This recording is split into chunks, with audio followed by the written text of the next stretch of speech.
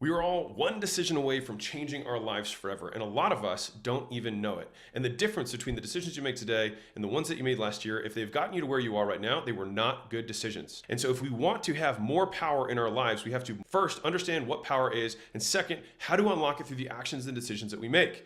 And if you have a company or a business or a job where you need to influence other people, or you need to get people to say yes, or you need people to make decisions, or most importantly, make decisions for yourself that are going to change your life for the better, then we have to understand what the topic means. If you don't know who I am, my name is HORMOZI. I own acquisition.com. And 10 years ago, I was sleeping on a gym floor, and 10 years later, I am now in my mom's basement. That is how much better my life. Kidding. This is actually a penthouse, and I like to work in a closet because I like having the quiet and not having distractions. But my life has gotten significantly better. And I recently spoke at Coaching Con, and they wanted me to talk about this specific topic because there was a series of events and decisions that made massive differences in my life, and I broke them down. And after I gave the speech and got off stage, I had hundreds of people who messaged me saying that speech was one of the things that made them take huge strides in their life and honestly made them more powerful. And that is all I want for you, Mozi Nation, is to become more and more powerful so that we can all make the world a better place. All right, so enjoy the presentation, and I'll see you guys on the other side. It's just great to be here, so thank you guys so much. I promise that I will do my absolute best to give you a high return on your attention. Because it's the most valuable thing you guys have. So I just want to thank you for investing it here with me today. So, that being said, the reason I went up with gold diggers, because we all know who's the real person who makes the money in the family. And so I picked right. That's, by the way, the best passive income strategy in existence is just to marry someone rich. They don't talk about that one, right? The second thing, though, that I want to talk about is power. And I think that, actually, before I get into that, who here wants to be powerful? Awesome. And that's not everybody who raised their hand, which is interesting.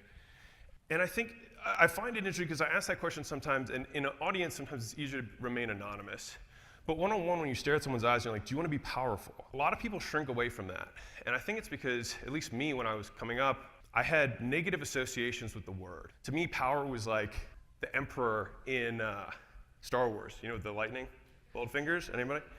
And so to me, that was like power, but I saw it as a negative thing. And I feel like as I developed, I started to learn that power is neutral. You can be incredibly powerful and bad, incredibly powerful and good. And so the idea is if we can harness power, then it amplifies who we are. And if we're shitty people, then we're very, very shitty people. And if we're very good, we're very, very good. And so I hope that all of us aspire to have more power in our lives. And that is the underlying theme of the presentation I'm going to talk to you guys about today. So, decision making. Who's so excited about decision making? Well, I'll give you the subheadline, which is selling with logic to make lots of money. And I think there are different selling styles. Because I've trained a lot of sales teams, we've built a lot of sales teams, sold in a lot of different industries now. People sell differently. Who here would consider themselves like an emotional seller? Like you get like emotionally invested in the prospect, you get them to cry, anybody like that? You know what I'm saying? Cool. Who here is somebody who is more of a like, I'm not gonna let you leave type salesman? You know who you are, just raise your hand. I am that way too sometimes. All right, just me, fair enough. And then the third is kind of logical selling, which is like, let's just talk through this. And if it makes sense, let's do it. And if it doesn't, no worries. Between those three types, I tend to actually be more of a logical seller in general. And I've gotten a lot of acclaim, rightfully or not. That was wild. Sorry. I actually have a fear of birds. So this was about to be a very short presentation. And so a lot of my like success using logic in sales has given me a lot of acclaim. And this is the first presentation that I've put together. So this is just for you guys. This is a brand new presentation because I've been thinking about like reverse engineering. What are the things, what are the frameworks we think about to get to yes, right? And the yes that I want from somebody is not a yes I'm going to buy, but yes I'm going to decide. And I think if you can delineate that for yourself too, it takes a little bit of the pressure off selling. Because my goal is to give this person power. And you have to understand what power is in order to give it, right? Who here knows the definition of power? Go for it. I love that. Thought to existence is what he said, which is actually a really favorite way. So the dictionary definition is the ability to influence or direct events or people. That's the dictionary definition. But I love how you said it, because as I see omnipotence, so God, or a God figure, would be as they think it appears. So the distance between thoughts and reality, there is no distance, right? That would be an omnipotent being. If he thinks the world exists, right? And so as we take steps towards that as the ideal, we become more powerful. And if we can do that for our prospects, we can allow them to step into the person they want to be and make a decision to own their shit one way or another. Does that make sense? Cool. All right, so let's rock. So this will either be the best presentation on sales you've ever heard, the worst presentation on sales you've ever heard, or somewhere in between. That is a promise. All right? And so I thought it would make sense to start with this. We have this is Charlie Munger, who's probably like my #1 hero in this season of my life. We have a high moral responsibility to be rational. And I think that getting someone to rationally decide is important, because emotional buyers oftentimes will get excited, they'll buy, and then who's had somebody who calls them 2 days later is like, I don't know why. Anybody? Raise your hand, just so you know you're not alone. Okay. And what happens is, it's just like dating. I think Layla talked about it yesterday. If you have a rational foundation for a relationship or a decision, when the emotions fade, the logic will continue.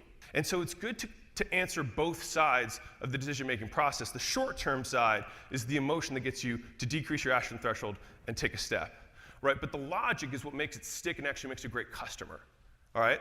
And so for me, and I think that the further along you get in business and the higher up you get in business, the more you'll see people who tend to make more logical decisions, more logic-first decisions, and fewer emotional decisions, all right? So what does rational logical have to do with selling? Well, you have logical buyers and you have emotional buyers in general, right? Most people sit on this continuum, one way or the other. And emotionally, people want to believe you. People want to buy. You must help their logical brains justify the decision that they already want to make. Think about it that way. They want to buy from you. You have to help them, all right?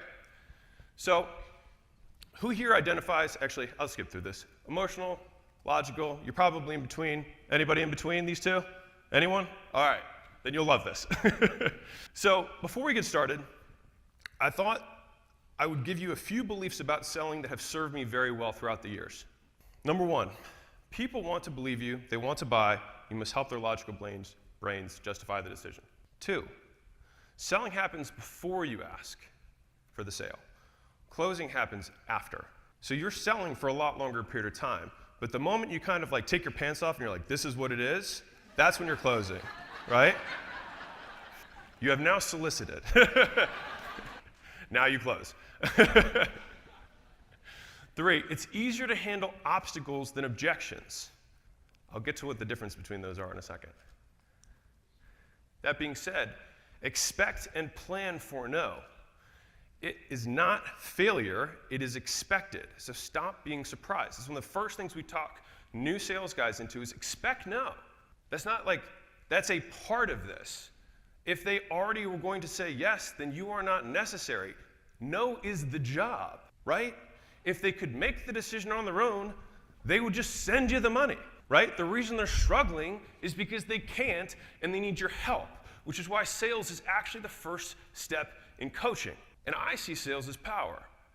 If you can have the ability to direct or influence others, that is power. And I feel like it should be made much cooler than I feel like it is.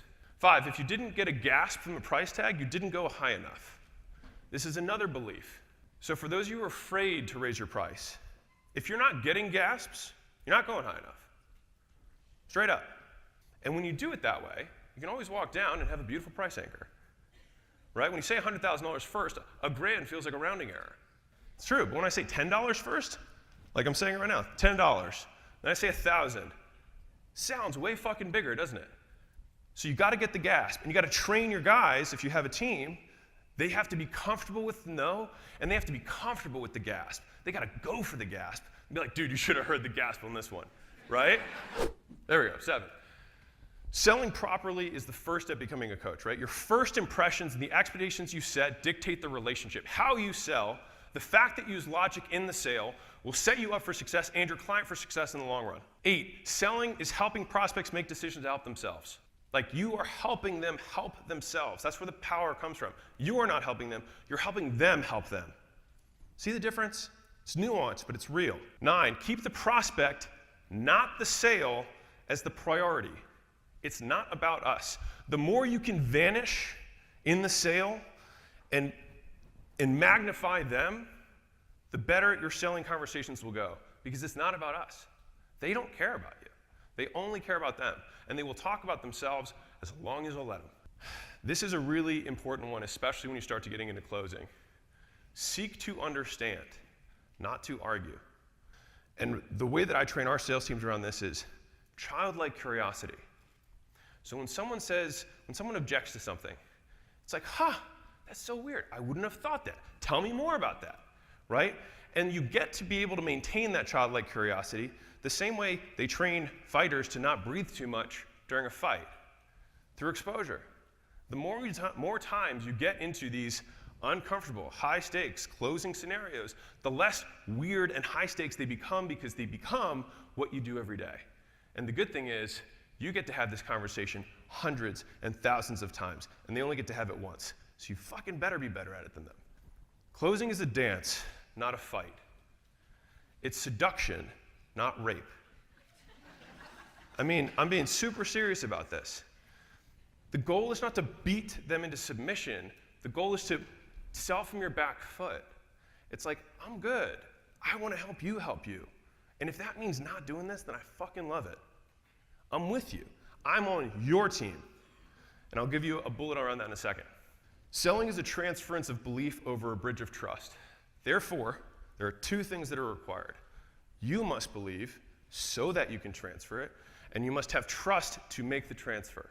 Because if you truly believe, and a lot of times, anyone been on a hot streak when they're selling? Anyone?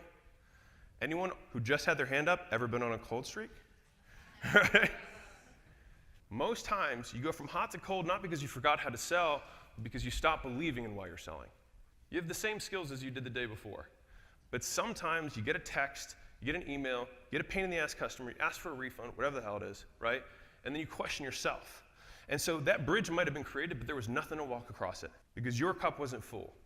And so that's why, especially it's you in the beginning, but your teams over time, the process of filling conviction is one of the easiest and best ways to increase someone's closing percentage. Better than any of the training in the world.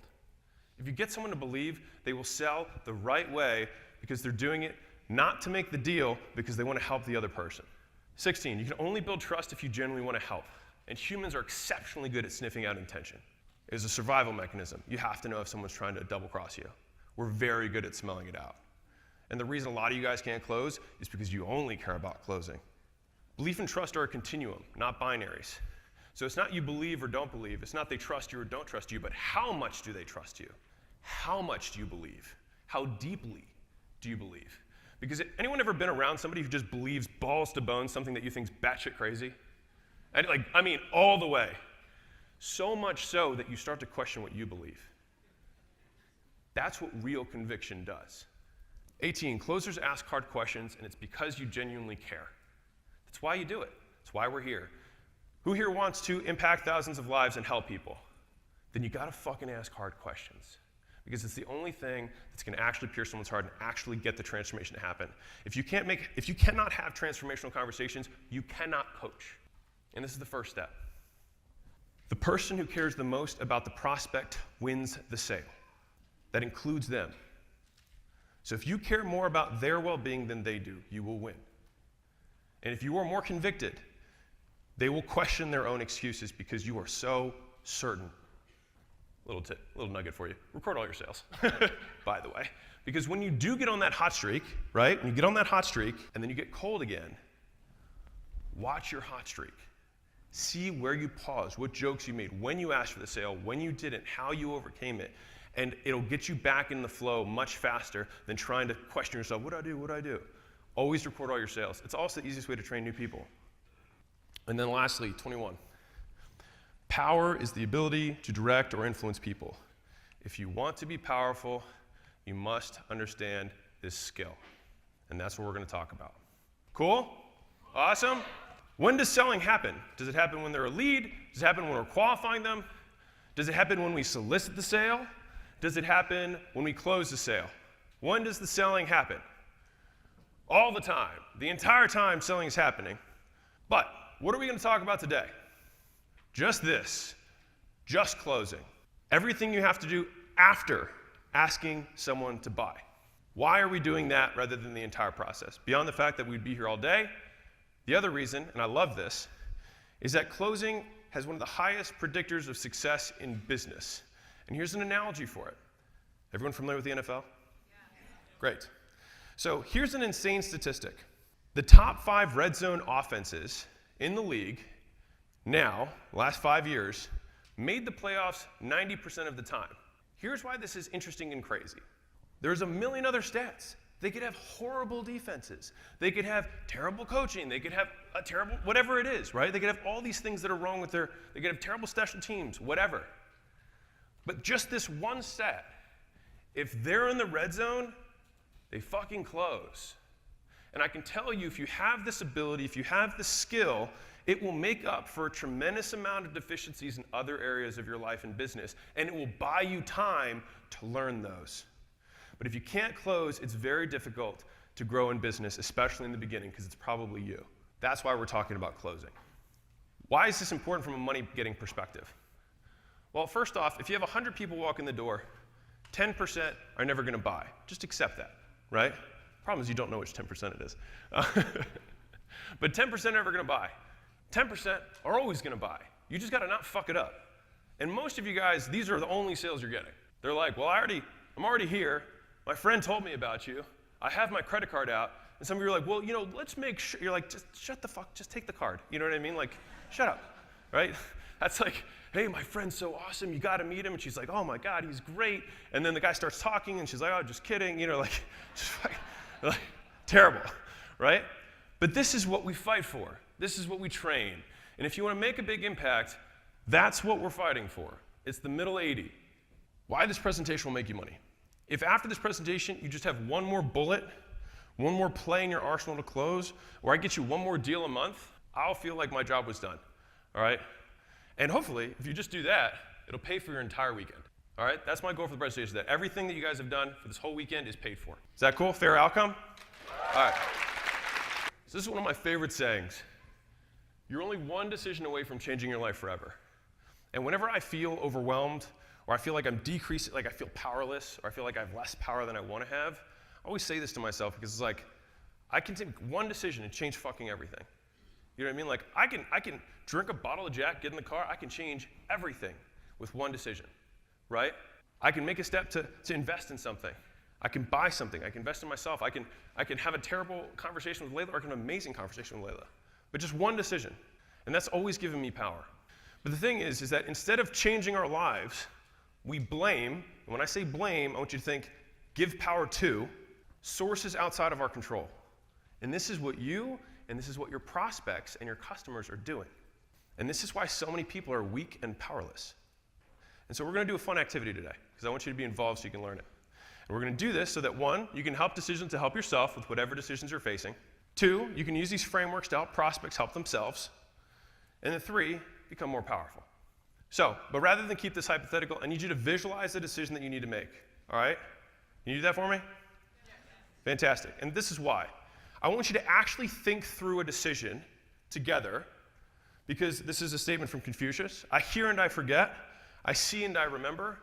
I do and I understand. So my goal here isn't for you to take screenshots of every picture or of every slide. That's not my point here, because the thing is when you do that and you this is why I do it, I take pictures so that I don't have to remember it. But I don't want you to remember it. I want you to understand it. If you understand it, you won't have to go back to your notes, because let's be real, half the time you're not even going to open these notes up again. You're here now with me.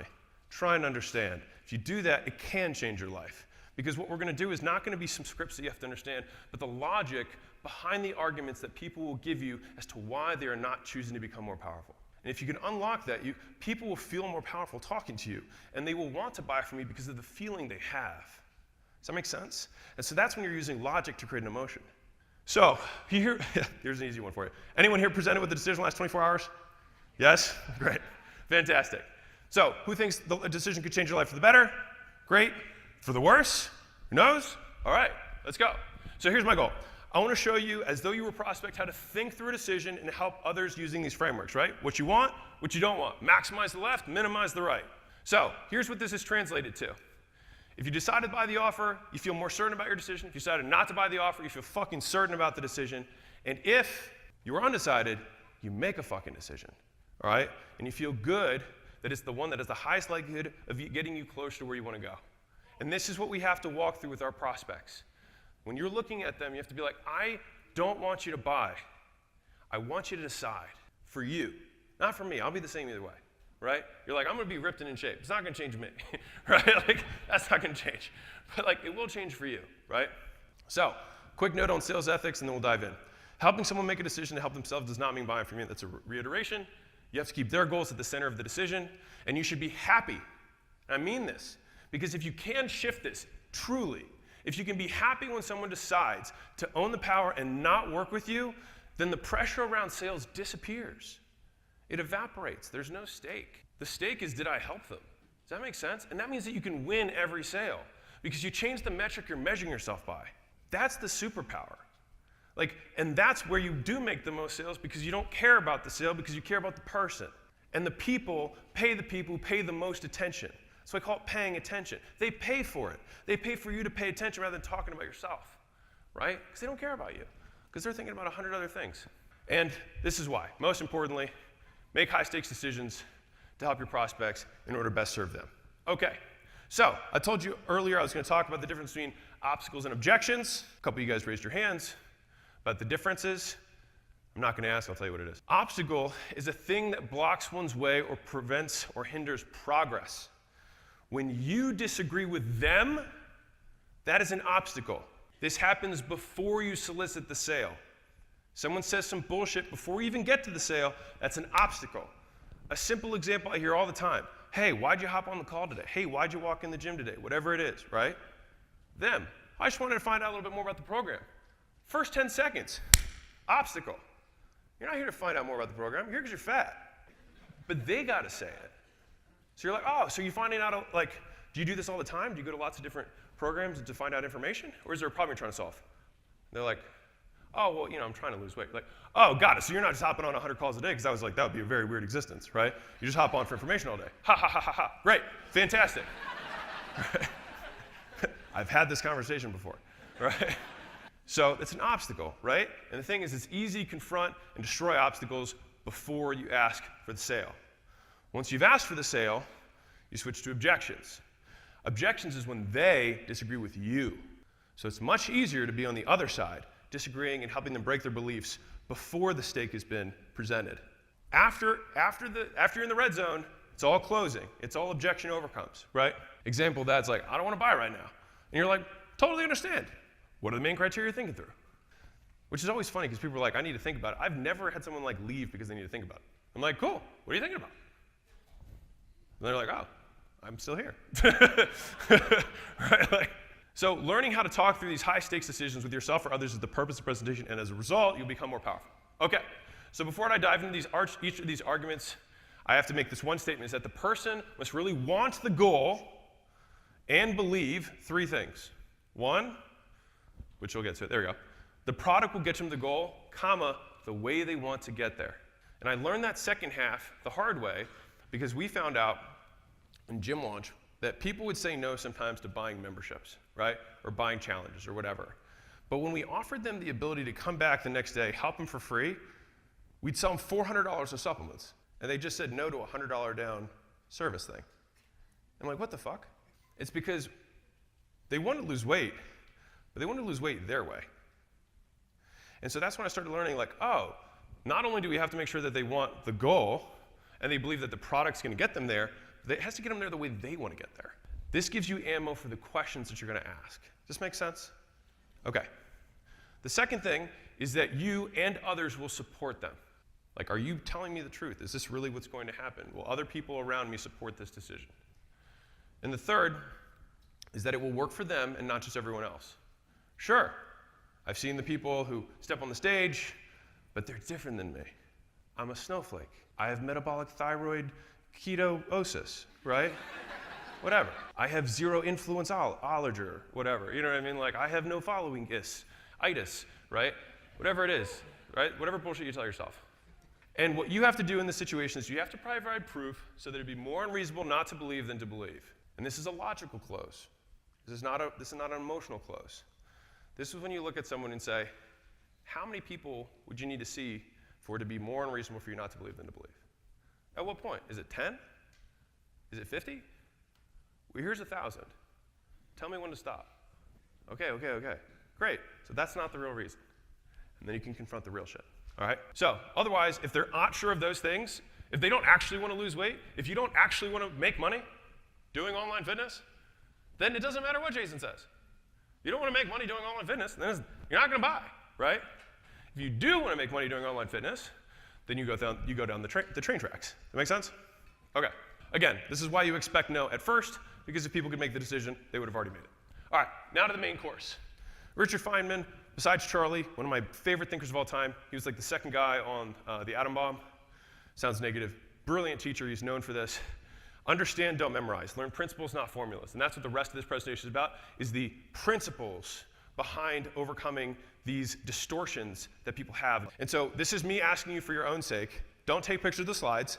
It's because all the stuff's gonna be in the recordings, but you are here now, so be here now, so you can understand it, okay? So, there are 3 sources. This is a huge breakthrough for me, so I'm gonna share it with you the first time I share it live. There are 3 sources that we cast our power to, okay? And it took me a very long time to get through this because I looked at Grant, and he had his, you got stall, decision maker, money. Then you talk to Barry, who owns Sage. She's like, you got time, fit, money, fear, shame, right? Those are hers. And then Jordan Belfort's got his. And so everybody's got like, these are the only overcomes, right? And I was like, there has to be an actual truth here. Like there has to be something that's true that's unquestioned. And so trying to figure this out, I actually went back to Dr. Albert Ellis. Anybody who knew who he is? No one, great. Who here knows what cognitive behavioral therapy is? CBT? He invented it. Smart dude. And so what he noticed is that he originally had 11 distortions of reality, then he dropped it to 9, then to 7, and then he came to 3, and the 3 stuck. And the 3 are what I'm about to share with you. And you're like, why is he talking about this about sales? Because the objections that people offer you where they cast their power to are distortions of reality. They are the things we use to upset ourselves. These are the 3. Circumstances, and this is the irrational statement that people make. I must get what I want when I want it. I must not get what I don't want. If I don't get what I want, I can't stand it. That's when people blame their emotional disturbances on circumstances. 2, others. Other people must treat me fairly and kindly, and if they don't, they are no good and deserve to be condemned and punished. It's like your animal brain, right? 3, self. I must do well or else I am no good. These are the 3 core distortions that upset people. This is like mental illness, right? And so I'm not saying anyone has mental illness if they don't agree with you. It's more so that these are distortions that are not real. And if you can understand, not memorize, if you can understand this, then you can have these high stakes conversations understanding exactly which distortion they're suffering from. And I'll show you how to overcome them, okay? And so I like to consider like the onion of blame. This is like one of the bigger breakthroughs I had. They start with the outside. They blame circumstances, time, money, other shit. And then the step next to that, they start to blame other people, my spouse, my kids, my employees. And then finally they say like, it's me, it's my fault. And so you might have to overcome multiple layers as you peel back. And based on the objection they give you, you can know where you're at. You can know how close you are. If someone just says, I have to think about it, then you're like, great. I'm talking to the person who's in power and the decision maker, and I just need to get them to say yes. If they're like, I don't have, they're casting the power away. And some of you guys are probably casting your power away on decisions you need to make, which is why I'm making this presentation. Even though that these are the things that distort people's realities, because you're like, no one's ever said, circumstances are getting in my way, right? Like, no one says that, right? They manifest in 5 ways that I want to equip you to deal with, all right? For yourself and others. So these are the 5 most common excuses, scapegoats, that people use. And if you find other ones, these are the biggest buckets, because I didn't want to have 100 things here, but the big 3 buckets are circumstances, others, and self, right? But they manifest with time in multiple ways, and I'll show you how. Value, price, money, etc. Fit, I'm a special snowflake. Others, which is I don't have the authority to make the decision. And then finally self, which is What if I just don't make the decision? Let life make it for me, right? Avoidance, stall. You go from surface level to core.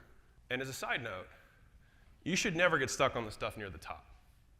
And ideally, you should really never get stuck anywhere on this equation if the person wants what you have and you truly believe in what you have to help them. And I mean that. Like, if you understand this thoroughly, you can walk someone towards helping themselves. Okay, this is what they look like, or this is what they sound like in reality. Not a good time right now. I'm really busy, right? That's time. Can't afford it. Too expensive. Fit. Not sure if it's for me.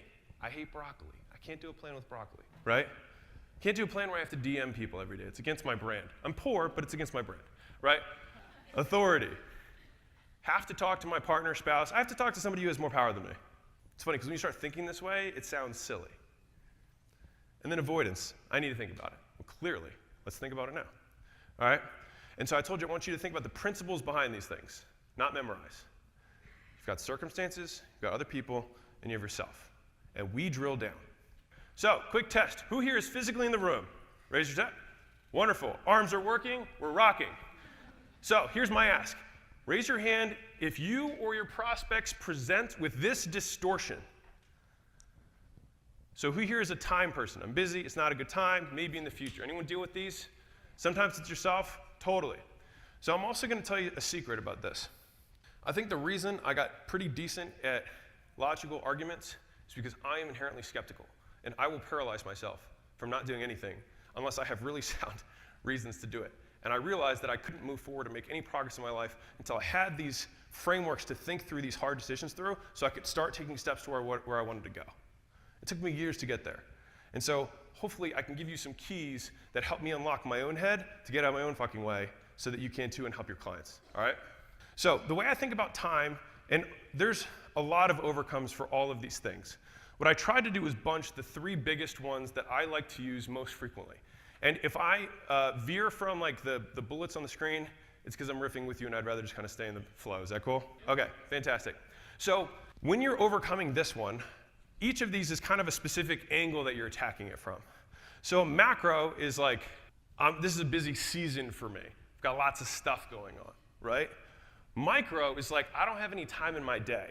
So you're one person saying I've got lots of shit going on, one person's like I can't find the time. It's different. Sounds subtle, but it's both about time, but in different ways. All right? And then the last one is, well, when I have time, I'll start. Right? Which everyone knows is fucking horseshit, but whatever. Okay, so, as always, we never disagree with prospects because you're not in a fight. Totally get it. Totally understand. Do you think, do you want this to be something that lasts for the long term? Right? It's a question. You're like, yeah.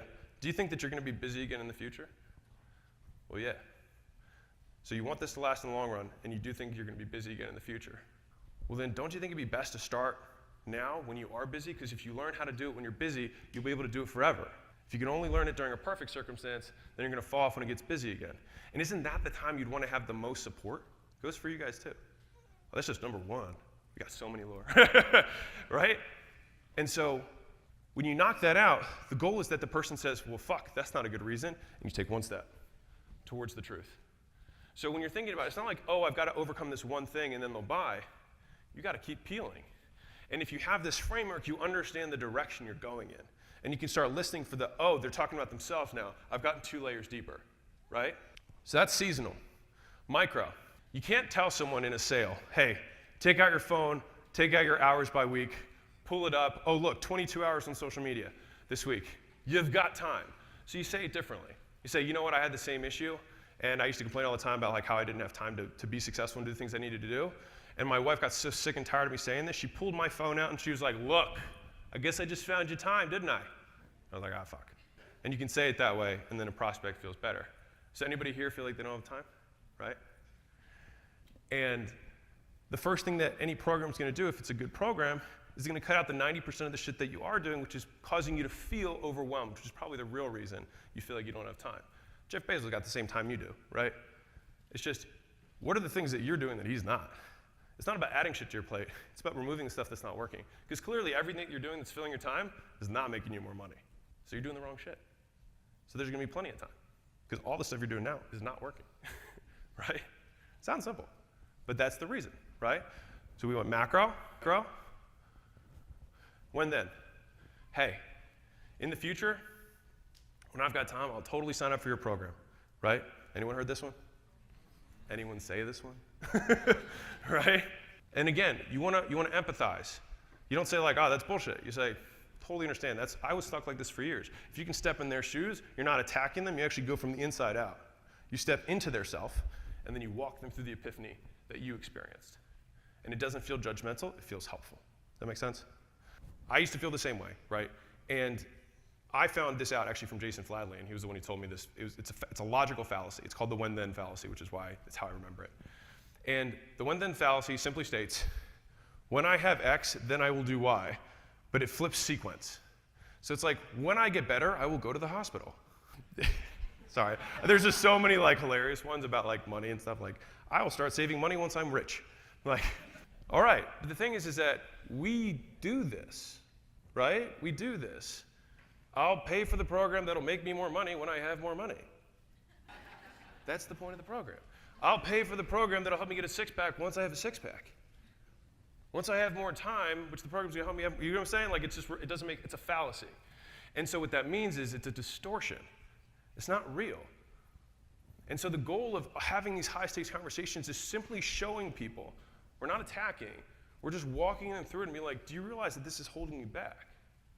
And I know this better than anyone because I'm a skeptical motherfucker. The reason I can do all these logical things is because I'm the first person I had to overcome, right?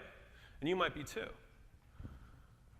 So, once we attack time from these three angles, it depends which one they present with. If they present with one and then move to the next, you can knock all three out. You'll probably find some that make the most sense to you. But the thing here is, it's not about memorization. You just got to get it. Macro, you're always going to be busy. Once you want the most help, when you are busy so that it can stick forever. Yes, time. My wife showed me my phone. Turns out I got fucking time. But the reality is, it's not about what I am doing. It's about the stuff I got to stop doing. And that's what I'm going to help you with, right? This isn't scripting. This is just understanding it, right? And then when then? It's a fallacy. It's a distortion. It's not real. And then just use two crazy examples like, once I have money, then, or I'll save money when I'm rich, right? It's just like ridiculous. Okay. So what did we do? One reason down, and we're getting closer to the core, right? Right. So who here is somebody who's like, I can't afford it, it's too expensive, or has heard this from a prospect? I was like, I better see everybody's hand. Especially if you're selling high ticket, which hopefully you get a gasp. So these are the four frameworks that I think through. There's a million like money closes, but these are the ones that I like the most and that to me resonate the best, right? And so why a lot is good is kind of like my first one here. And so the reason that if someone gasps or think that this is a lot of money, you just ask them, is this a lot of money to you? And they're going to say, yeah. If they say no, then you're like, awesome, buy it.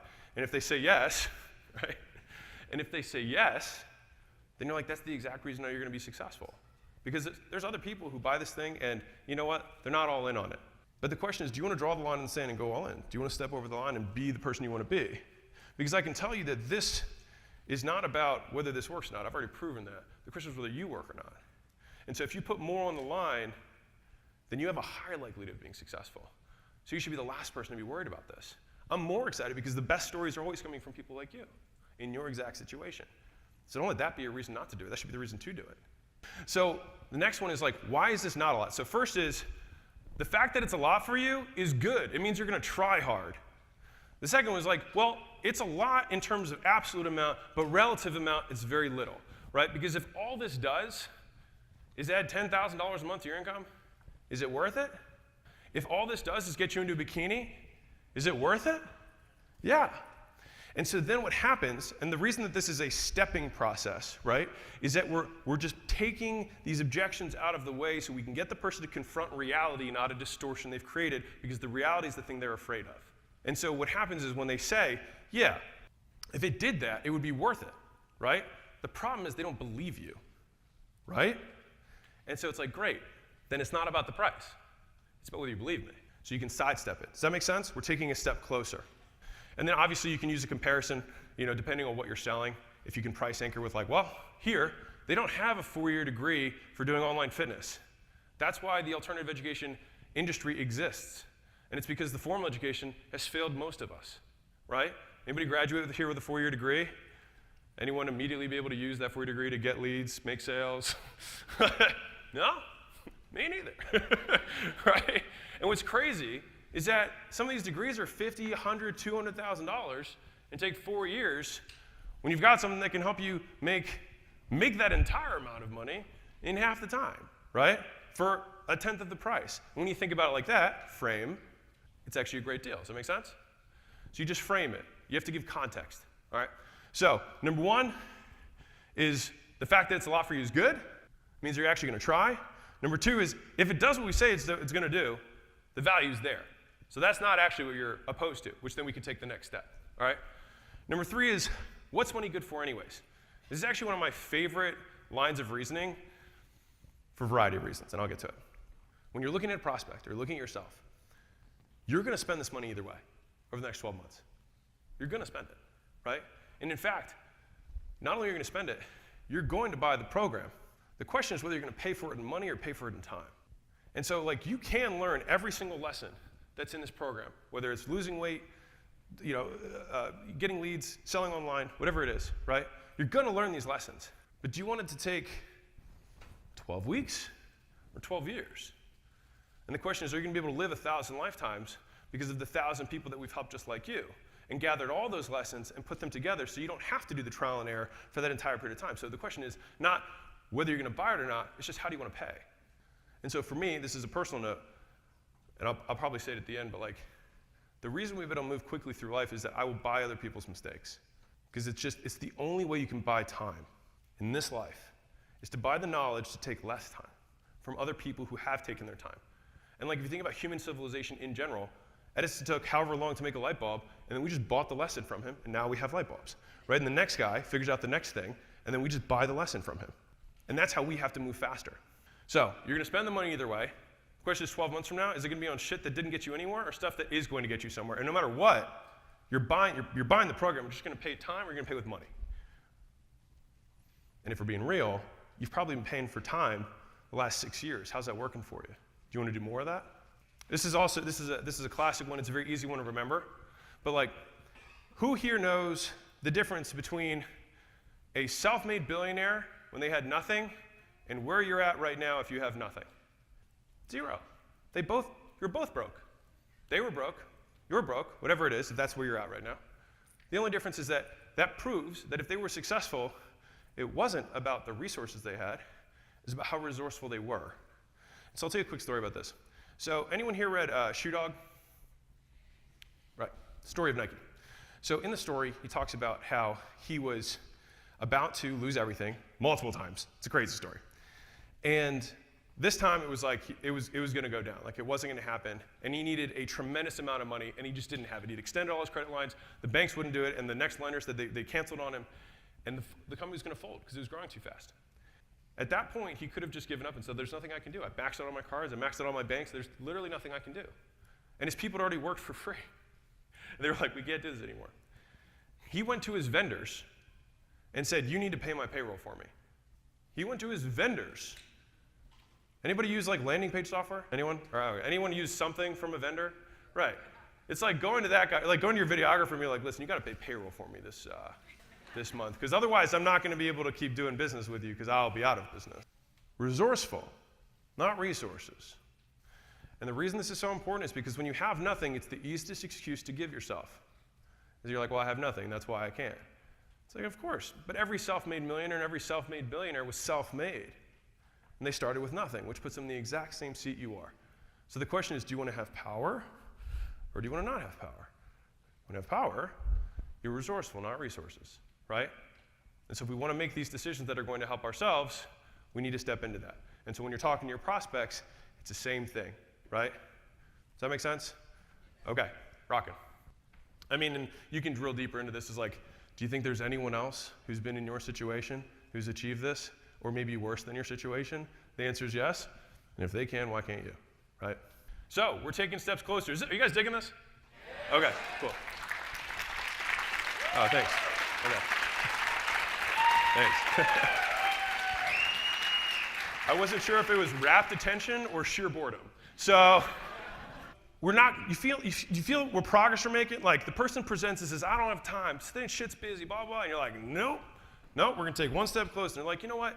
But I don't have the money or it's too expensive. You're like, well, if you don't have the money, you're going to be successful. It's worth it, right? Yes, I understand why it's worth it. Well, you don't need money to begin with, right?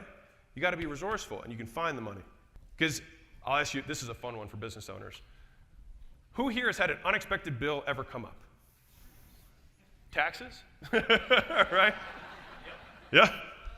And then okay, so everyone here is still alive? Who raised their hands? Who here was able to magically pull money out of their ass and figure out a way to do it? Raise your hand. Here's what's crazy. You have the ability to be resourceful when it's for someone else and not for you. And it's because you choose to be powerful when someone else needs it, but not for yourself. Fucked up, right? So stop doing that. If you function like you have to make payroll tomorrow, and like you're back on rent and you're going to get kicked out, you think differently. And if instead of paying your landlord, you're paying you because that's what you want to do, it shifts internally. Because everyone's here just proved the fact that you can be resourceful when you choose to be. So just choose to be. So number 3 is it's not sure it's a fit for me. So besides the obvious ones, which is like, I don't want to work out, broccoli sucks, I can't do a program where I can't do cardio, whatever the fuck, right? Like I said, I don't want to do DMs, I don't want to post on Instagram, I don't want to have a Facebook group, whatever, right? Whatever the bullshit is, all right? I'm not sure if the vehicle is a fit for me. So usually you can overcome the easy ones, but if someone is just really sticking hard, these are the 3 that I use to shift perspective, okay? So this one is new identity, new priorities. So it's good to have cues for these things, which is like we vote with our dollars about the things that we care about. And if you show me what someone is spending their money and their time on, I can tell you what their future is. And I'll tell you an interesting story. So I had somebody who was just like you, who was like, you know what, I don't want to do this either. And I told her this story. Can I tell you it? Yes. And this is what you'd say to the prospect, right? So I was with Layla, and we went to Sephora, which is a makeup store. And I show up like this. I feel welcomed. And so we're standing there, she's doing something, and I usually stand in the corner like this. And I saw these 2 little girls, it might have been like, I don't know girl age, so like 12 to 15, this. And they were like giggly and so excited, and they had like the girl with the smock came over, was like helping them out. And she was like, okay, this is like eyeliner, and this is lipstick, and this is whatever, blush. I'm just like using words I've heard. This is how you paint your face. And the thing is the girls were like so excited. And then they were like, right before they left, she was like, girls, she's like, you have to remember, like now that you're getting older and you're becoming a woman, you need to start budgeting for this stuff. All right, so you're gonna start buying this every month. All right, so like remember, you gotta save some money for this so you can have it. And the girls were so excited that they were like, yes, like we're becoming women now, and these are the things that women do. It's because when you have new identity, you have new priorities. And so you've had priorities that are aligned with your old identity, right? There's the you that goes out, the you that drinks, the you that does the blah, blah, blah, blah, blah, spends money on shit you shouldn't do, spends time on shit you shouldn't be spending time on, and there's the you that you want to be. And so right now, we can draw the line in the sand and be like, do you want to keep walking down the road that you have been walking? And if you don't, then you have to step into a new identity. And with that new identity comes new priorities. Because people who want to be rich spend money on themselves. They spend money on education. They invest in their skill sets. Because I want to align my identity with the identity of those who came before me who've done the things I want to do, right? And just like those little girls stepping into that identity, we too must step into the identity we want to be. Does that make sense? And so when you're talking to somebody who's trying to lose weight and they're like, I can't afford a gym membership, and you're like, girl, you're spending $200 on your nails and you've got a $1,000 outfit on, do you think another $1,000 outfit would make you look better, or your high school weight? Right? Do you think another $1,000 outfit would make you look better, or being rich as fuck? And I say that for those of you who are thinking about it on the money side, right? Like you waste money. Some of you guys have bigger shoe collections than it's like fitness people and shoes. It's like the weird, and Lululemon and spandex. It's like 100 pieces of spandex. Anyways, so it's like your whole wardrobe could be consolidated into a skill that could buy you as many wardrobes as you want if you chose to, right? Okay, rocket. I don't like this certain aspect, This is one of my favorite, easiest ones to hit, which is like, you got to change to change, right? What you have been doing has been getting what you've been getting. And you got to change to change. Because like, I remember I would go through meal plans with people, and they'd be like, well, can we change this? Because this is what I eat for breakfast. Can we make that the breakfast? And I'm like, that breakfast makes you look like you.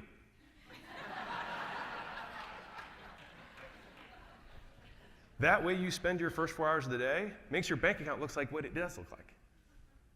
Ooh. Right? Right? Taking steps, right? We're getting closer to the truth. And so the thing is that it's going to hurt to change, because change hurts. And you've heard this one probably from Tony Robbins, and if you haven't, the question is whether the pain of staying the same is greater than the pain of change. And that's what you just ask someone. And this is in the help part. If someone's like, the pain of staying the same is not worse than this change. It's like, then girlfriend, like gain 50 more pounds and come back. You know what I mean? Like get there. You know what I mean? Hit rock bottom. This isn't it for you. I'm being real. Some people rock bottom is 12% body fat. Some people it's 500 pounds. But everyone's got one. You just got to know where yours is. And all you really got to do is just move what rock bottom is for you, which is kind of interesting because you start making a change here, which is kind of interesting as a thought. But are you in enough pain is the question you ask the person. So for those of you who are unwilling to make a change because it feels contrary to like, oh, I don't want to seem salesy. I don't want to help people, like whatever, right? Like, is your current situation more painful than the change that you will have to go through or experience to get to where you want to go? And so the last one is hypothetical. I actually really love this. This is a great framework overall for overcoming lots of different obstacles or objections that present themselves. But the hypothetical, and there's lots of ways of phrasing this, which is like, you've probably heard the unicorn close. You probably heard like, if this were perfect, would you do it? On a scale from 1 to 10, where would this program be? If 10 was amazing and 1 was terrible, where is this? They say a number, and you say, cool, what would make it a 10? Why isn't it 1? Like, you guys heard this scripting before? Some of you guys are like, no, please talk slower.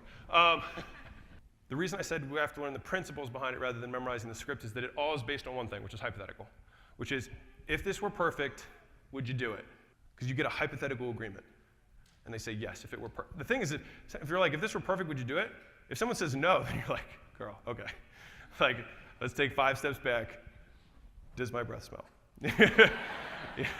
Because the thing is they've actually told you a lot there. It's like, it has nothing to do with the stuff you're talking about. They don't trust you. And now we can talk about that, right? So it's a great question to frame, like, where are we? And so it's like, if this were perfect, would you do it? Sometimes they'll laugh. If you ever pour, they'll laugh. They'll say yes, right? And so then you get to flip it and say, then what's the difference between perfection and what we've got? And the thing is that people are very hard. They don't actually know how to generate making a program because they're not going to like know all the things you can deliver on the spot, right? And so they're like, most of the time, they'll be like, I don't know. And you're like, right, well, because it sounds like it's nothing to do with the program. It's all what to do with you. So let's talk about that, right? And then all of a sudden, boom, one step closer to the truth. Does that make sense? Yeah. All right. And that's why we do hypotheticals. So if it were perfect, what's missing? And then if you can, if they do give you an answer and they're like, I just don't want to do broccoli, then you're like, I do green beans, would you do it? They're like, yeah. And you're like, great, green beans it is, sign here, right? Like, you would be fucking amazed how many times shit like that happens. It's like one crazy thing, it's like, well, if we didn't have that, would you do it? Like, oh yeah, sure. Where were you 10 minutes ago, right? And that's how you do a hypothetical. Okay, we're making progress. You still with me? Still digging? Okay, cool. Authority, all right? This is one of my favorite, and so this one, instead of having 3, I really just have like one very good statement of reasoning that you should understand, okay? This is real shit. So this is more of a process than it is anything else. But the spouse or decision maker is not there, right? Now, note for you guys, a lot of you guys have had the opportunity to go talk to a spouse, but a lot of you guys don't have that in your business, right? Like, spouse ain't there, and they leave, they're not coming back, right? Or they are, but a very small percentage don't wait for it. Okay, so what we have to do is try and sidestep it by isolating the objection and casting aside the partner, because the partner's not there. So how could they object to anything? They don't even fucking know who you are, right? And so the idea is, and again, this is assuming if you have a really long-term thing, then you want the partner to be there. Right? Like ideally, that's what you have. But if you don't have the opportunity, then you got to go through the next step, all right? Which is, what do you think they wouldn't like?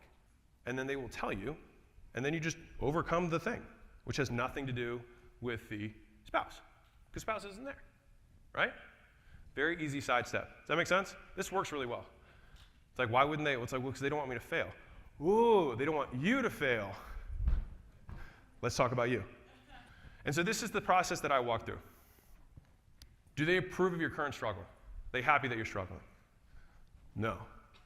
Okay. Then why would they not approve of something that's going to fix something they already don't approve of? Right? They're not happy with how you're currently doing. Why would they be against something that's already making them unhappy? Right?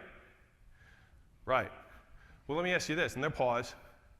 And well, if the roles were reversed and your husband needed this to make what he wants, his dreams happen, or your wife needed this program to make her dreams happen, would you support her? Then why wouldn't you support you? Right? Right. And I think the real problem that we're dealing with here, and this is the kicker, this is for everybody, is that you're asking for permission instead of support. Because it is your life, not theirs. And what happens is, if you give that power to them, and then 2 years from now, you're still fat, you're still poor, whatever it is, who are you going to blame? Them. And so that's when you have a resentful marriage, because you didn't own your shit. And so I'm not saying you shouldn't explain the decision to them, but the way you explain it to them is what I just said, which is, if I don't do this for me, I'm going to end up resenting you. And I don't want that. And instead of me bitching to you every day about how we don't have money or about how I don't like my body, I'm now doing this and I'm joining a group of support, of community of people just like me. And crazy enough, for some reason, doctors go to college, right? Right? That makes sense. They go to medical school, lawyers go to law school. But where do entrepreneurs go? There's no entrepreneur school.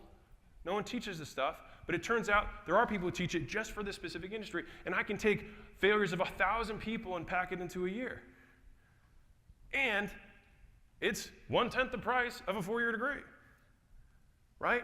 And so instead of whining to you, what I commit to is I'm going to show up and be a better husband, a better wife, a better partner. I'm not going to bitch to you about this stuff because I'm going to take this seriously. I'm going to go all in. And I'm not asking you for permission. I'm just asking for your support. All right? That's how you can overcome it. Because I'm going to be real with you. It is about them. And you have to believe that. Like, you can't say this unless you believe it. Because you save marriages by showing people that they're the ones in control.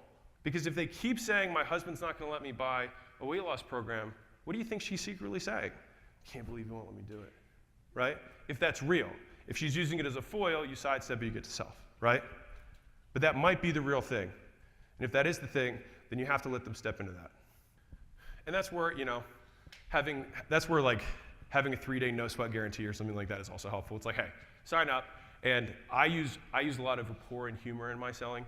And so I'd be like, hey, Cindy, if you sign up and you tell your husband and he's upset, when he sees you, he's like, girl, I don't want you to get in shape. I want you to stay overweight. I want you to put those sweatpants on. I want you to sit on that couch, reach your hand in a bag of Cheetos, put the Cheetos fingers on there. I want you to create generational unhealth. I want you to live 10 years less long. I want you to see our grandkids. I don't want that, right? I want to marry a younger, better you sooner because you're going to have a heart attack. If he says that to you, you have him call me, and then they're like cracking up, and you're like, okay. Listen, sign up, 3-day no sweat. Like, if he does tell you that he just wants you to be out of shape and never leave him because he doesn't want you to get too hot because he's insecure, if he says that, just let me know, all right?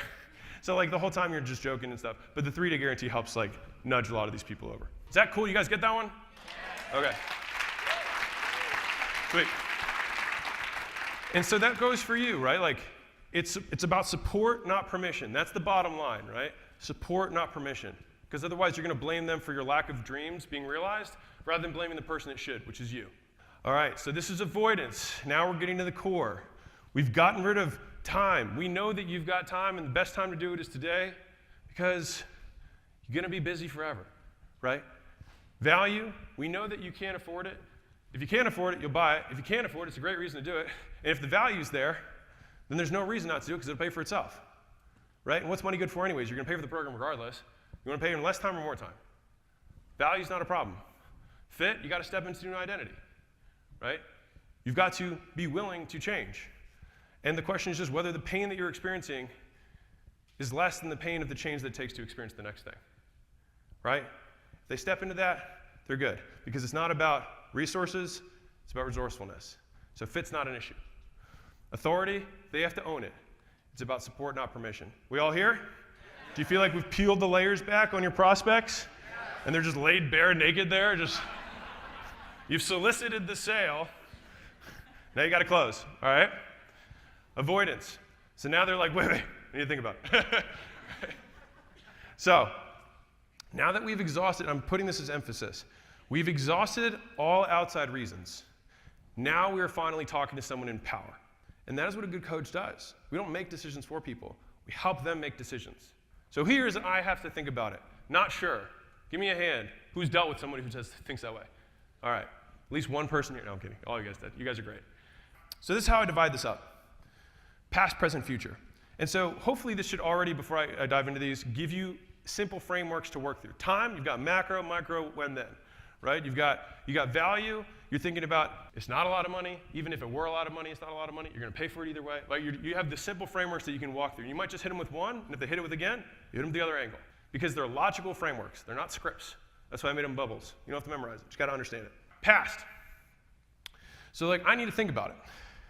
And so the thing is and the first bubble there is if someone's like, I feel like this is happening so fast. Anyone get that one? Like, I just got on the phone with you. I don't really know who you are. And you're like, hey, this is not a fast decision, right? You've been making this decision for the last 6 years. You continually make the decision. All we're doing today is deciding you're actually going to do something about it, right? How long you wanted to lose weight? A long time. So this is not a fast decision at all. But the thing is that, and this is where you go sunk cost. So if I were talking to you guys, I would say, you bought tickets because you saw some ad. You registered there. You got your flights. You got a hotel. You blocked the time. You flew here. You listened to this whole thing. You're 6 inches from gold.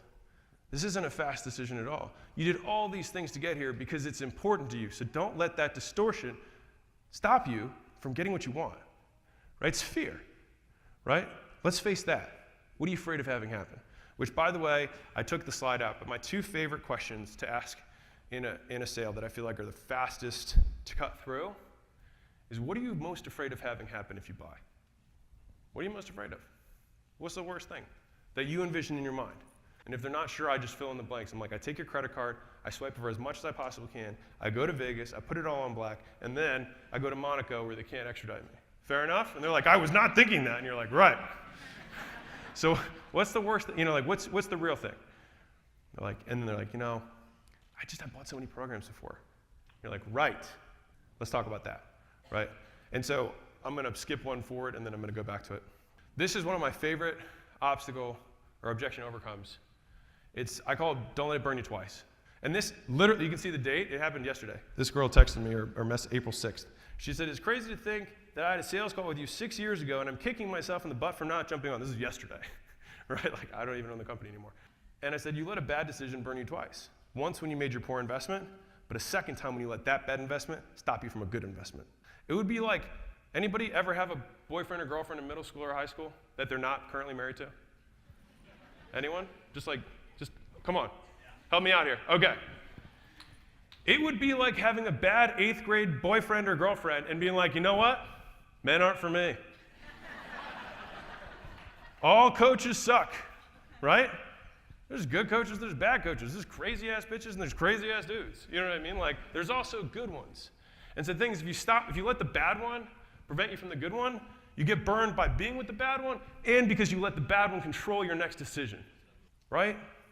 And so when someone has had a bad experience with doing keto or whatever the fuck, right?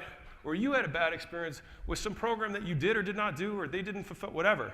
Either way, don't let that burn you twice, because no matter what you're going to have to do, you're going to have to do these actions, whether you're part of the program or not. You got to do these workouts, whether you're part of the program or not. It doesn't matter. You're going to have to do it. So you might as well do it, but somebody's going to get you there faster, right? Let me go back one real quick. So it's not a fast decision, and this is another one that I love, which is, do you think that you're maybe in this position because you have struggled to make a decision in the past? You have waffled when it came time to make the hard call? Have you been in this conversation and said no before? Yeah. Do you think that's why you're here? Yeah. Do you think that might be the reason you should change that? Yeah. Okay, let's change it.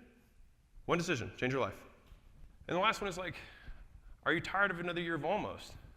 Right? Tired of another year of almost hitting your goals, of almost getting to 10K a month, of almost, hiring the team that you wanted, of almost retiring your wife or husband, or almost moving into the neighborhood that you wanted to move into, or almost being able to pay for your kids' recreational sports rather than not being able to because you can't afford it. Are you tired of another year of almost? Well, if you're tired of another year almost, then we can't do what we're doing to get here for another year, because we're going to get another year almost. And so the question isn't what it cost you, but how much has it cost you to not decide up to this point, right? The cost of inaction. And I think that when we think about our lives in reverse, we never regret the things that we did, we regret the things we didn't do. The opportunities that we let pass by. And I think that if you can let that person step into that power, they will make the decision to help themselves, like this person did not. All right, present. So, depends on who you're talking to. If someone's talking about past stuff, then you deal with the past stuff. The second frame for avoidance is present, which is they just don't know how to make a fucking decision, right? And so you have to help them make a decision. And so this one, the rocking chair, is one that I just, for some reason, have used a tremendous amount of time, especially when I was selling weight loss, is to be like, I just really, really need to think about it. Be like, totally understand. Well, let's walk through what that looks like. You're not gonna go home, sit in the rocking chair, smoke a cigarette, because of course you're not healthy yet, right? You'll quit when you're healthy, right? You're smoking your cigarette and you're like, am I gonna do this weight loss program, right? You just sit there and just stare into the clouds like, I wonder. No, of course not. You're gonna get in your car and then you're gonna realize you gotta pick up Timmy from soccer practice, you gotta get groceries, you gotta cook, you gotta clean, you gotta pick up, go do the laundry, gotta do all these things, right? And then 3, 4, 5 days from now, you're gonna put on that old pair of jeans and it's not gonna fit and you'll be like, fuck. And just there, you'll have made the decision and you'll keep living your life. And so let's just make it now. Because the reality is that it doesn't take information to make decisions, it doesn't take time to make decisions, it takes information. And I'm the only source of information you got. So let's talk. I'm here. I'm here for you. Let's do it, right? Because that's the fallacy, is that people think they need more time to make decisions because they assume they will get more information in that time. But if you are the source of the information, then time does not help them. And so let's confront it now, and let me answer the questions you have to make the decision, one way or another. Does that make sense? Yeah. All right. And so then they're like, well, then fuck, how do I make a decision? You're like, glad you asked. So there's 3 things that we got to understand. Do you believe that this product or service is going to help you achieve what you want? Yes or no? They're going to say yes, right? And if they don't, you can confront it. Note, all of these are confronting decisions. So we've moved all the way down the onion, right? We're at truth now. And the theme of the last bullet is confrontation. We have to confront the decision. We got to peel it back and be like, are we going to do this or not? Right? Because we already got out the time, we got out the fit, we got everything out of the way. It's just you. Do you think that this is going to help you get closer to your goals? Yes or no? 2, do you trust me to fulfill my word? That I said I'm going to help you, I'm going to do these calls, I'm going to do these workouts, I'm going to do whatever, right? 3, this is probably the most important one. Do you think it'll work for you? And if they say no, you say, why not? And then they have to defend why not. And then it's very easy. At that point, it's a 6-inch putt, right? And once they say yes to all 3, which is usually what will happen, be like, cool, we'll make the decision together. Do you know how to make the decision? They'll say no. You go through the 3. And the last question is, they said yes, yes, yes. It's just, do you have or have access to the amount of money to get started? Do you have the Amex? Do you want me to help you enroll in an Amex? Because I want to help you. I'm good either way. But if you believe that this is going to help you get closer, you believe that what I'm saying is true, and you believe that you can be successful, then it's my moral obligation to get you going and do everything in my power to help you get the money or get access to it. Because the real is, if I was giving you a Ferrari right now for $5,000, you'd find the money. If your landlord needed you to come up with $10,000 because you had background in payroll, you'd find the money. So find the money. Let's do it. Right? 3, who wants to make informed decisions? Yes? How can you make an informed decision if you haven't even tried it? Huh? So this is when you have some element of trial in the program or some sort of guarantee, which is why I'm a big fan of guarantees. It's like, well, you can't make the decision to buy that's informed until you're on the inside. So I'm not even asking you to make a decision right now. I'm just asking you to make an informed decision, which you can only do on the inside. And if after 30 days I'm not what I said, this product doesn't do what I told you, I didn't fulfill my promise, and you don't think it's going to work for you, you let me know, I'll give you the money back. Low pressure. You get someone to decide by not deciding. Even easier. Does that make sense? Yeah. Think that'll help you close? Yeah. All right. And then this one is, it depends on who you're selling to, but sometimes if you have a logical person, it's like, do you know what deciding even means? Like where the etymology of the word comes from? It's decadere, which is Latin, which means to cut off, to kill off. And so the question is, which future are we killing off today? Are we killing off the future of the dreams that you want? Are we killing off the future? Are we killing off the future of not doing anything and the life that you've lived up to this point? Because indecision is a decision. Inaction is an active decision, right? And so it's just which one are we killing today? Are we killing your dreams or are we killing your past? Second to last one, future. So we talked about past. So if they're thinking about the past, the things that hurt them, don't let it burn you twice, etc., right? They don't know how to make a decision, rocking chair, this is how you make a decision, 3 things, you have access to money, great, let's get going. You want to kill your past, you want to kill your future, right? Awesome. When we're talking about the future, this is actually magnifying pain, which is, cool, you got here, it's been 5 years you've been struggling. How's another 5 years sound? What if we just keep doing, let's go with indecision. Let's look at it. What does 5 years of you doing what you've been doing look like? And is that a place you want to be? No? You got to change the change. Let's do it, right? And then you go right into let's consider the options, which is like this is logic, right? So let's consider the options. Option 1, you do the thing, you get the result, life is awesome. Option 2, you don't do the thing, you don't get the result because you didn't do the thing. Option 3, you do the thing, but then you don't get the result. All these are the options that can happen in front of you. Because we have a guarantee, they're all risk-free, except for one of them. Only one of them has a true guarantee of not getting you where you want, which is walking out the door. So which risk-free option do you want? The one that's risk-free, that guarantees that you're not going to get there, or the one that's risk-free and has the potential to get you where you want to go? Right? That's not an emotional close. It's logic. And if you have an offer that's set up that way, you should be able to close most people as long as they don't think you're an asshole. Right? Okay. This is one that's more around urgency, because again, this is avoidance. If someone says, I'm still not sure, I want to think about it more, whatever, you say, well, you're not going to struggle forever, right? Like, you don't want to struggle forever. You're going to do something about this, whether it's weight loss, business, whatever. They're going to say yes. You're like, well, if you're going to fix your business eventually, you might as well start fixing it now so you can start enjoying the fruits of that labor sooner. Would you prefer making more money faster or slower? What's your preference? Great, so if you're going to do it eventually, you might as well do it now. Does that make sense? It's a little nudge. This is a final one that I just really like from a framing perspective, which is instead of this has to be my savior, this program has to get me to an IFBB Pro bikini body and I'm 100 pounds overweight, probably not realistic, right? Reframe the question is, do you think that making the decision is going to help you get closer or further from your goal? That's it. Because if we keep making decisions that keep getting us closer, we will get there eventually. But if we make decisions that get us further away, we will not get there. And so do you think that this is going to get you closer to your goal than what you're currently doing? Yes. What are we waiting for? We don't need to be snipers. We need to be directionally right. If we do that long enough, we'll get there. Does that make sense?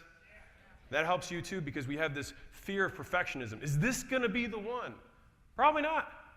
But it will get you fucking way closer, right? Because I can tell you, there's no one program that changed my life. But the decision to buy education changed my life forever. Does that make sense? Yeah. All right. Boom. And so let me look at the top. We have no reasons left not to own the power that you have. It's just you. All right? And here's bonus number 6. And you can use this as one of, there's some closes that you use all the time you always go back to, right? The reason you are telling yourself not to do this is the reason you need to do it. How long do you want? I can't afford this to be on your list of problems in life. The fact that you don't have time is the very reason you need to do this. The fact that you're so dependent on your spouse is the reason you need to take this decision and own it, right? The fact that you're not sure about the person that you want to be is the very reason that we're going to help you get it in this program. So whatever the reason is usually the biggest chain that you're holding on to, is the thing that you're enslaving yourself to, is the thing that you're casting your power to. If you break that chain, power comes back to you. And so the very reason that you're holding yourself back is typically the very reason that you need to do it. So hopefully, this helps you realize that you and your clients are always in complete power. Did I accomplish that? Awesome. Thank you.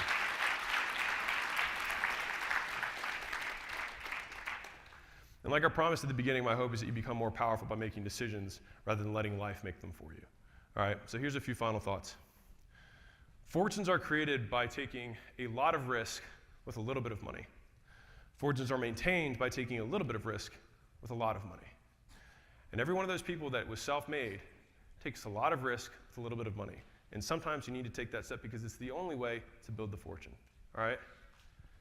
And if everything that I've ever made in my life, everything that I've made in my life is a result of investing in my own education. It has gotten me far higher returns than any stock, any real estate, any crypto, right? Any whatever, by a mile. And people say like, it's all about investing in yourself. Like, I think it sounds amorphous. It's like, buy experience and skills. Because no government can take that from you. No divorce can take that from you. Nothing can take that from you. And I come from a family where, so we're Persian. And so my parents had to flee Iran during the revolution. And so they had land and houses and other stuff, right? And my uncle was the brother to a guy who started the lottery in Iran. He owned the lottery, because you can do that there, right? Very rich. And so my dad and him, he went to London, my dad went to the US. He had no skills. And he was able to just forge enough money to buy a print shop, and he lives above the print shop in London. And still to this day, that's what he does. And I went to visit him.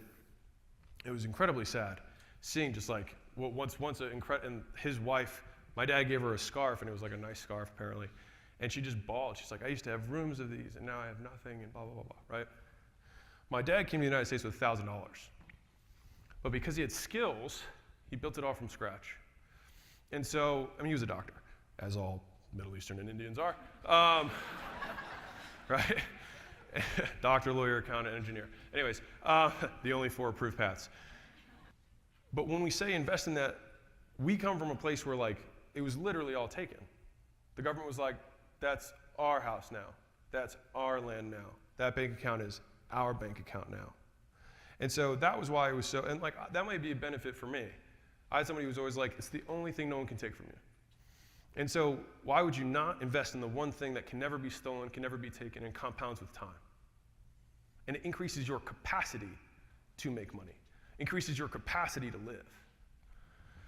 And so I like to think of the investments that I've made in myself as bricks on a bridge. And so if I'm on the bottom left here, and where I want to be is the top right-ish, right? Looking like the Nightmare Before Christmas now. You're going, like, there are many skills that it takes to cross the bridge, right? And just like you have an arithmetic teacher in high school, once you learn calculus, you're not like, that guy was a load of shit. Calculus is what, no, you have to learn things in sequence, right? And so the thing is that when we build this bridge, it's one brick at a time. And I always come back to the same question, which is this going to get me closer to where I want to go? I don't need it to get me there. I just need to get closer. And if I get better, I'll get there eventually, right? As long as I don't stop moving. And so that's why what I've dedicated my life to education. My mission is to document and share the best practices of building world-class companies. Because when you realize that you are the source, you realize that Superman is not coming. It's just you. And every decision that you make is a vote towards or against the person that we want to be. And so the question for you is that, are your decisions voting towards the person that you want to become, or just more of what you already have? And so people ask me all the time, how do you move so quickly? And the answer is, I know how to buy time. And the follow-up question is, how do you buy time? You buy time by buying the time it took other people to make mistakes that taught them the lessons. That's how you do it, right? That's the hack. And so right now, the ignorance of not knowing how to create $1 million a year is costing you $1 million a year. The fact that you don't know how to make $1 million a year is costing you $1 million a year. Think about it, right? And so therefore, you should always be willing to invest money to increase the capacity for your income. Because once you have it, that capacity pays you forever. You're increasing your ability. Does that make sense? We're widening the pipe. And so when I thought about this, I just added zeros to it, and I was like, it's fucking costing me $1 billion a year not knowing how to make $1 billion. God, right? But it's true, because the number one tax that no one appreciates or no one respects is not the tax of the government, it's not capital gains, it's not income tax, it's the time tax of ignorance. Someone asked Layla yesterday, what's the number one thing that people from 0 to 10K are messing up? You don't know what the fuck you're doing. That's what's messing you up. You're ignorant. You have no idea. You're eating an orange like an apple. No clue, right? And it's not because you don't have the processing power. It's not because you don't have the ability to reason. It's because you just don't know. And so the goal is to pay down the time tax of ignorance as fast as humanly possible. And the only way you do that is by educating and investing in yourself. All right? Specifically, investing in experiences that build skills. So make the decisions to help yourself, implement like crazy, take ownership, because we just discovered that all of the other shit is not real. It is literally a distortion of reality, that anything that you give your power to that's not you is fake. You're making it a false god in your life, and your prospects are too. And now you know how to confront those when your mind tries to play tricks on you. And realize that there are no silver bullets. No program is going to save your life, all right? But some things can move you close to your goals. And when those rare opportunities present themselves, take them, all right? Because either you win or you learn, and both of those get you closer to wherever you want to go, all right? And so I'll wrap up with this. 10 years ago, that was me in a swanky, when I was a consultant, looking cool. It was actually after, I don't even have a good picture when I was a consultant, but there's me in a suit. And I knew I hated the job that I had. I made okay money, but I just really wasn't happy. And I emailed 40 gym owners, and I was like, hey, I think I want to get in fitness. Can somebody help me out? One guy was like, sure, you can work for free. I was like, awesome. And that guy was Sam Bakhtiar. And anybody know who Sam Bakhtiar is? Raise hand. Jeez, okay. Well, Seven Figure Sam is what he used to be known as. He actually died during COVID, which was really sad for me because I really looked up to Sam. And the thing is that when I got to his office, I literally drove across the country from Baltimore to LA, or Chino Hills, which is where he was. And I showed up without notice, and he was like, you're a psychopath. I just met you from the internet. And I was like, I'm here. I'm ready to learn. He was like, I'm going to lunch. And, but right after he came back from lunch, he was like, all right, so you should join my mastermind. And I was like, I don't have a gym. And he's like, that's okay. It was a gym mastermind. And I was 22. I did not have a lot of money. And he was like, well, it's 10 grand. And I was like, I don't know. And he's like, you need to fucking commit, man. He's like, you've been waffling back and forth. I had multiple phone calls with him before I left. He's like, I think you need to draw a line in the sand. And thank God he did. Because I did take a step over. I had no idea what the fuck I was doing. But I was trying to start paying down the time tax of ignorance. And I got around a whole bunch of other fitness professionals, and I learned way more from all of them than I ever learned from Sam. But because of that, my beliefs started to change, the ways I saw the world changed, the traits I started to embody changed, and started taking steps. The mastermind I got from Sam is not what made me $100 million, but it got me on the right path towards making it. And so if you can make those choices, I think it's these small steps, not believing that it's going to be a savior, but believing that it's aligned with where you want to go, and believing in yourself that if you keep walking on this path, you'll get there. So thank you guys so much. Appreciate it.